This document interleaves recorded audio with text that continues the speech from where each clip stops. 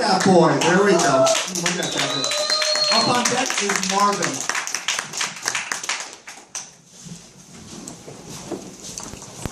Good evening, everyone. Yo. Evening. Yo. Hey. You know, I'm an atheist, but I'm friends with a priest for insurance.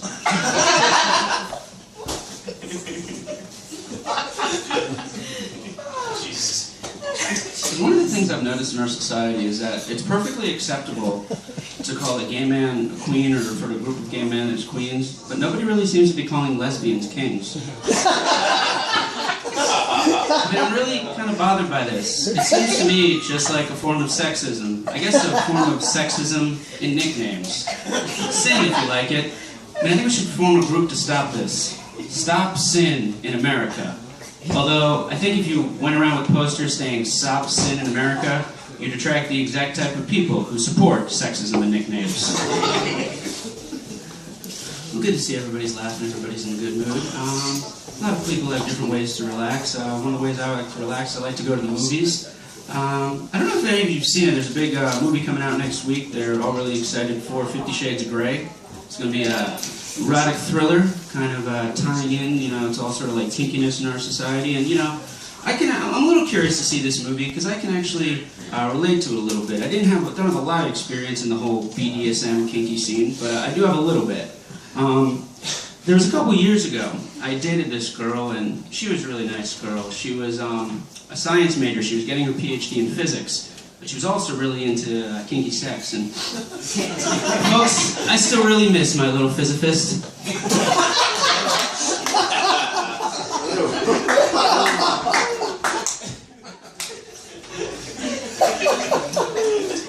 So when I was first getting with her, I don't really understand everything that's going on, and she just finally looking at me, she's like, "Shawn, you know, you're so vanilla." And I just looked at her and I said, "Hey, just because I'm white, there's no reason to call me a dirty name. Vanilla's beautiful, baby."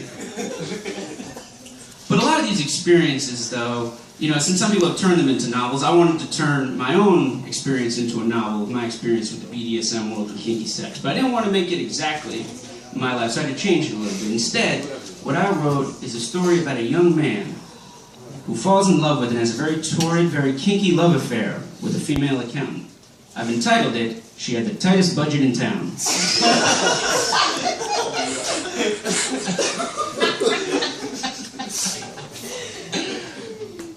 Thank you.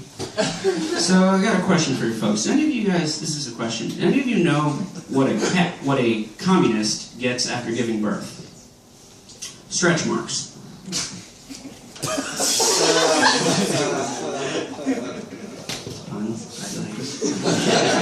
See, I relate to that. Actually, the joke brings up another experience. You know, multiple times in my life, people have said to me, "Shawn, you are one of the greatest living threats to American capitalism."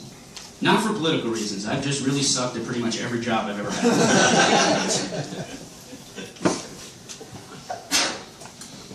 But I guess jobs are always tough for me because I never really enjoyed jobs. I've never really liked it. I meet these people who they really want to brag. "I work 45 hours a week. I work 50 hours a week." Why? Why do you want to brag about this? These are really your achievements? Hey, I'm being fucked over by capitalism way more than anyone else in this room. But that's just what some people are into. I mean, but I just never liked it. I think it's what I never really liked jobs was bosses. Because the first time you encounter, when you have a real boss in your life, this isn't your first experience with the boss. Chances are, if you're under 40, your first experience with a boss is through video games. The boss was a mysterious creature that came up at the end of every level, horrible, monstrous, evil, and ignorant, trying to block your path. And just like life, when it came to video games, I would spend weeks, days, weeks, sleepless nights, trying to figure out the necessary rhythm and strategy to kill my boss. Yeah. There's a lot of things also that I've been noticing in a lot of the media today, that they're often trying to describe things that aren't really addictions as addictions. Like if you're shooting heroin, you have an addiction. It's a lot of people that are just like, "Are you suffering from internet addiction? Are you suffering from internet addiction?"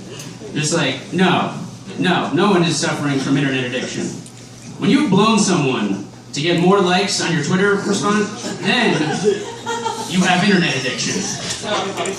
There's a lot of people on dating sites who don't have anything interesting to write about themselves, so they're like, I'm a caffeine addict.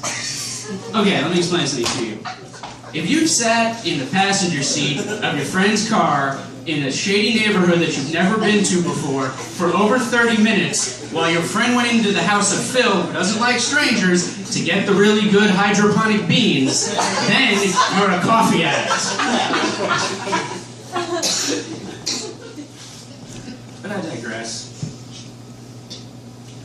You gotta travel, you gotta relax. One of the places I really like to travel to a lot, I've been a couple times, is Lexington, Kentucky. And I was there a couple of months ago, and while I was there, it was a real tragic news story happened. If you don't know about Lexington, Kentucky, they breed a lot of horses out there for the Kentucky Derby, which is in Louisville. And one night, a few months ago, a horse bursted out of its stables.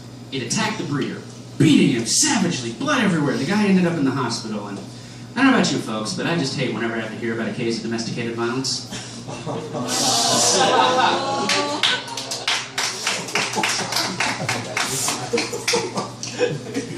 So this will leave you with one note.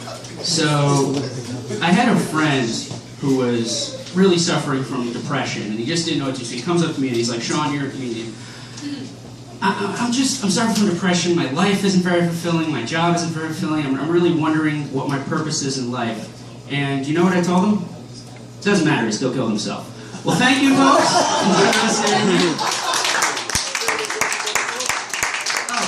One more thing. If you've enjoyed my rather macabre and disturbing comic stylings, as well as Howloon and some of the other comics you're going to see tonight, we are doing, once again, a Misfit Toys comedy showcase here tomorrow. It's an alternative comedy showcase running from 8 to 11 in this very room, free tomorrow. Pretty much the same as this. So if you guys like the comedy you've seen so far this evening, please do come out tomorrow night. Thank you very much.